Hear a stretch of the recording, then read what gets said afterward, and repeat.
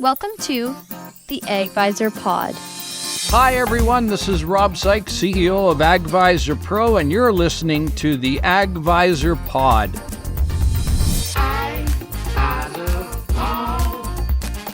Today we're plucking a question out of AGvisorPRO that deals with talc and the flowability and seed treatment and how you make things flow, such as fertilizer.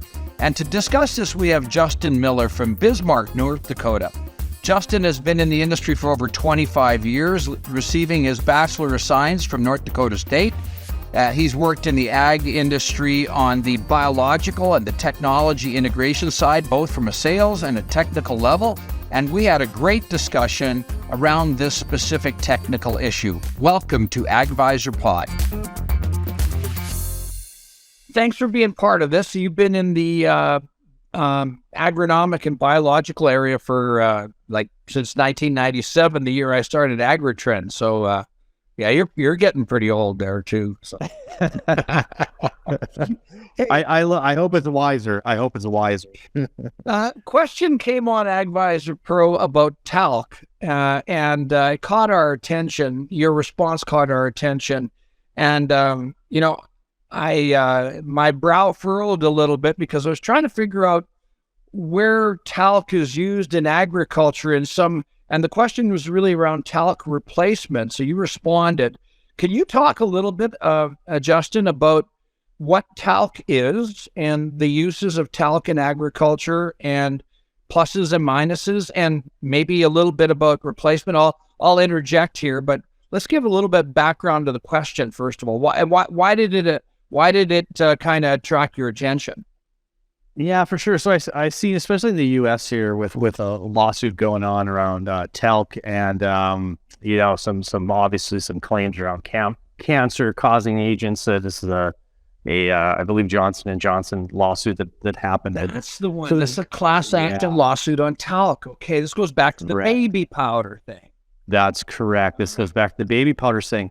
So what we've seen in the U.S. here is a real trend for folks to look for alternatives, and we've seen soybean-based products, soybean meal-based products come up. And I think the one thing we need to keep in mind is that, talc is a drying agent, right? So flowability of seed will be fine with it, but some of the other products that have come to market, there's a natural, they're hygroscopic, right? If we remember that term, they like to pull in moisture. So I think that's the big lookout. Although the market has tried to very quickly go away from talc, graphite, lubricants, they went to some alternatives. And just the big watch out is if you're in very, low humidity conditions, those probably soybean-based products are okay for seed lubricants.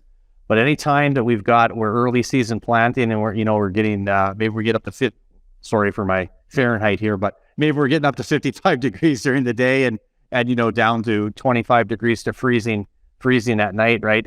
There's a tendency for some real high moisture conditions in the morning, and that those, non-talc based lubricants are going to pull moisture in, and that's not going to be good. A good scenario when we're going to find a scenario right now. You're at Bismarck, right? And correct. Are you guys still got snow on the ground? No, the planters are going, but only probably I'd say the southwest part of the state right now. So. But you are running into that exact high and low temperature thing right now, huh? Absolutely freezing hard, very, very much so at night, and then getting to very nice, so 40 degree swings, right? 40 degree Fahrenheit swings from night to day. So this kind of conditions are just big watchouts, I think, when it comes to moving away from the talc graphite based products. So can we still use talc graphite? See, I'm being really genuine in my questions here because I really don't know the answer to this stuff. It's absolutely out there still in carriers. It's out there. I think people are looking for alternatives due to this whole, the cancer causing issue around it, and some worker safety issues for sure. They're out there, but I think they're we've had some people come to market with alternatives, and it's a nice story that they're soybean based or whatever they might be, but just to remember that, the physical properties of these things are going to change. We don't go from one thing that's been in the market for decades to something else without having some change in how we do practices, right? So I think they're not my point being, it's not a one-for-one replacement, right? There's some caveats with changing the carrier. So yeah, well, this is kind of an issue for farmers because flowability and, whether it's seed coating, whether it's a fertilizer, or pesticide carrier, anything to do with anti-caking, that's all where this talc-based formulation comes into play, right? Absolutely. No, absolutely. It's they're proven to not be affected by moisture, right? They're the anti-moisture component. So I think as the market, we've just had a lot of personal experience with this, where these products have come to market and there's been a rush to market to change away from these very time-proven products into something else more probably eco-friendly or worker safety friendly. That there's just some practices that will have to be changed, and it's not a one-for-one replacement. So on your farmer and the customers you work with, what are the crops that you use flow agents? I'll call it a flow agent, a flow enhancement. Yeah. What are the crops where that plays a role? Yeah, corn and soy mainly. So we're starting to see corn and soy. You're starting to see some biological companies now trying to put put in a biological microbe in with these non-talc based products. And I think it's just a big watch out, right? That they're just going to have these different characteristics it's very typical for us here, right? Where especially this year, we're trying to get the crop in as quickly as possible. We're already 2 weeks behind. Yeah. We're going to, sometimes the best management practices get forgotten because we just want to get seed in the ground. So I think it's one thing to remember. Well, whenever there's a constraint, my experience has been that logistics tends to trump agronomics. Yeah. Absolutely.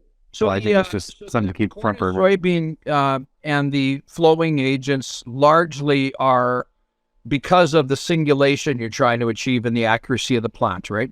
Absolutely. Yep, absolutely. All right. Well, that's interesting. It's also used in animal and livestock care, right? So this is kind of a big deal for the industry to try to replace all of these different uses of talc. Yeah. It is. I don't know if the right one's been found yet. I mean, like I say, people have successfully used these soy-based lubricants, but when we run into issues is when we have these big switches in temperature, which is very typical in the upper Midwest. Well, that's really cool. Well, I think we got a little bit of background to this. Bottom line, I guess, from an advisory standpoint for farmers is just to make sure before you start mixing this in with tons and tons of seed, make sure you do some testing or have worked with somebody like you who has got your own scars. Yep. Great advice. Absolutely. Right on. So you're on AGvisorPRO. Just a quick question as to what you think of it, what we're trying to achieve here, and what your thoughts might be around it.